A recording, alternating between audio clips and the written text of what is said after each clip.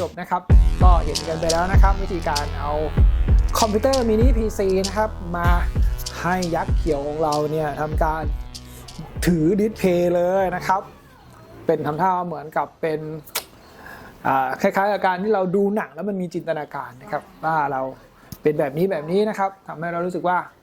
มันน่าสนใจแล้วก็น่าเล่นมากขึ้นนะครับก็นี่นะคือตัวอย่างที่เราได้ทำออกมานะครับก็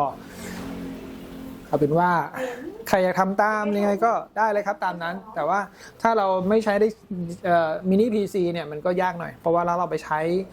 เมนบอร์ดอันใหญ่หรืออะไรเงี้ยมันก็จะเทอะทะแล้วก็ไม่สมนะครับผมก็ไปหาตัวมินิ PC ที่เป็นแบบนี้มานะครับส่วนมินิ PC ตัวนี้สามารถอัปเกรดเป็น M.2 ได้นะครับแล้วก็ใส่แรมเพิ่มได้นะครับก็อยู่ที่ว่าเราจะอัปเกรดไหมนะครับก็สามารถเพิ่มได้ส่วน SSD ด้านหลังก็สามารถเพิ่มได้นะครับด้านหลังจะเป็น SSD นะครับเป็น SSD SATA ด้านหลังนะครับนะฮะก็ออกมาได้เป็นลักษณะแบบนี้รูปแบบนี้รูปลักษณ์แบบนี้นะครับก็คลิปนี้นะครับฝากกด Subscribe กดไลค์กดแชร์เป็นกำลังใจให้กับทางช่องด้วยนะครับเดี๋ยวเรามาพบกันคลิปหน้านะครับลากันไปก่อนครับบ๊ายบายครับ